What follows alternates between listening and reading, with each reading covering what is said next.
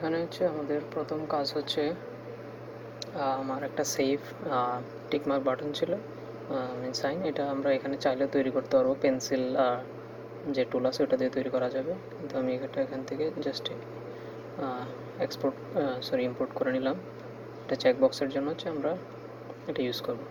তো এখানে বেসিক কিছু কাজের মধ্যে হচ্ছে আমি যদি স্ট্রোক নিই, তারপর হচ্ছে এজগুলো হচ্ছে সার্কেল করে নিলাম, আর এখানে হচ্ছে বক্সটা নিয়ে নিলাম, ওটার সার্কুলার থাকবে, রাউন্ডগুলো হচ্ছে ফুটতে দিলাম। তো এখানে স্ট্রোকগুলো আমি ইনসাইডও নিতে পারি, আউটসাইডও নিতে পারি। কালার সিলেকশনের ক্ষেত্রে হচ্ছে নিজের ইচ্ছা মতো কালার সিলেক্ট করা যাবে, কোনো স্পেসিফিক কোনো টার্ম নাই যে কালার সিলেক্ট করার ক্ষেত্রে। তো আমি কালার কোড টাইপ করলে হচ্ছে কালার চলে আসবে।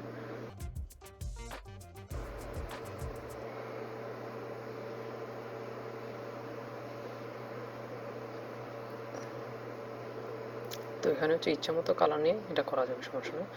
আর স্ট্রোকটা যেটা থাকবে, স্ট্রোকের ক্ষেত্রে হচ্ছে আমরা চাইলে আলাদা কালার ইউজ করতে পারবো। তবে এখানে কোনোটা হচ্ছে এগুলো নিজের পছন্দ অনুযায়ী করা যাবে, এখানে কোনো স্পেসিফিক কোনো রুলস নেই। তো একটা থাকবে হচ্ছে আমাদের চেকবক্সের হচ্ছে কালার করা থাকবে না, আরেকটা হচ্ছে যখন আমরা মানে অ্যানিমেশনের সময় যখন কাজ করবো তখন, আরেকটাতে হচ্ছে এটা ফিল দেখাবে এবং এটার কালার চেঞ্জ হয়ে যাবে।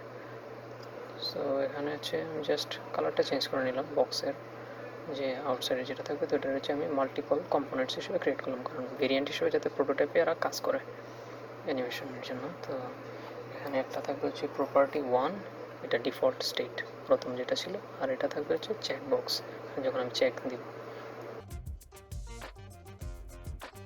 তো এখন আমি ডিরেক্ট প্রোটোটাইপে চলে যাব। প্রোটোটাইপে যাওয়ার পরে এখানে এটা হবে কি, এটা হবে অন ক্লিকেই হবে, চেকড হবে। এটা ইনস্ট্যান্ট না হয় এটা স্মার্ট অ্যানিমেট হবে। আর সময় দিলাম 100 মিলিসেকেন্ড, মানে কম সময়ের মধ্যে যাতে এটা হয়। আবার যখন আমি আবার ক্লিক করবো তখন এটা অন ক্লিকে smart animate ease out 100 millisecond, আবার পূর্বের অবস্থায় ফিরে যাবে। তো আমি এখানে একটা রেক্ট্যাঙ্গেল ড্র করে এখানে জাস্ট এটার নাম দিয়ে দিলাম, নাম দিয়ে এটার কালার দিয়ে একটা জাস্ট।